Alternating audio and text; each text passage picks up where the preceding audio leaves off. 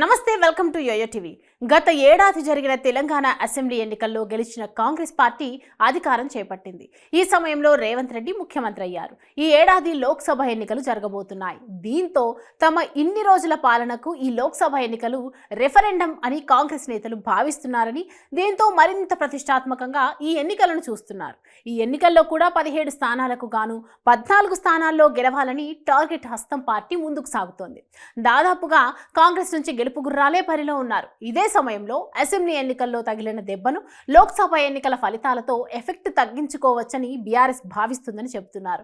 అదే క్రమంలో తెలంగాణలో బీఆర్ఎస్ పని అయిపోయిందని, అధికారంలో ఉన్న కాంగ్రెస్ కు తామే ప్రత్యామ్నాయమని బీజేపీ నేతలు చెబుతున్నారు. ఈ సమయంలో లోక్సభ ఎన్నికల్లో బీఆర్ఎస్ 17 స్థానాల్లో పోటీ చేయడానికి తానే కారణమని రేవంత్ రెడ్డి అంటున్నారు. అవును, ఈ లోక్సభ ఎన్నికల్లో బీఆర్ఎస్ పరిస్థితి చాలా అధ్వానంగా ఉందని మొదలుపెట్టిన రేవంత్ రెడ్డి అసలు బీఆర్ఎస్ కు సీట్లు వచ్చే పరిస్థితే లేదని అన్నారు.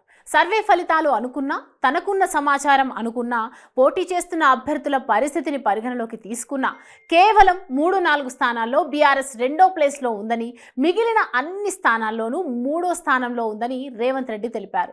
ఇదే క్రమంలో తాను తలుచుకుని ఉంటే లోక్సభ ఎన్నికల్లో బీఆర్ఎస్ పార్టీ 17 స్థానాల్లోనూ కనీసం పోటీలో కూడా ఉండేది కాదని రేవంత్ సంచలన వ్యాఖ్యలు చేశారు. 6 బీఆర్ఎస్ అభ్యర్థులు బీఫామ్ తీసుకుని నామినేషన్లు విత్డ్రా చేసుకుని కాంగ్రెస్ లోకి వస్తామని తనతో అన్నారని రేవంత్ తెలిపారు.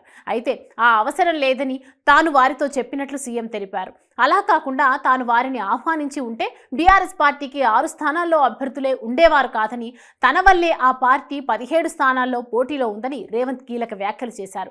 ఈ వ్యాఖ్యలు అబద్ధమని చెప్పడానికి లేదు, ఎందుకంటే కాంగ్రెస్ లోకి ఇప్పటికీ వలసలు కొనసాగుతూనే ఉన్నాయి. రేవంత్ ఓకే చెప్తే గులాబీ పార్టీలో కేసీఆర్ ఫ్యామిలీ తప్ప ఎవ్వరూ మిగలరనేది బహిరంగ రహస్యమే. కాబట్టి రేవంత్ వ్యాఖ్యలు నిజమే అని చెప్పాలి. అయితే ఈ మాటలు బీఆర్ఎస్ కు డ్యామేజే కాబట్టి ఈ డ్యామేజ్ ను ఆ పార్టీ నేతలు ఎలా కవర్ చేసుకుంటారో చూడాలి.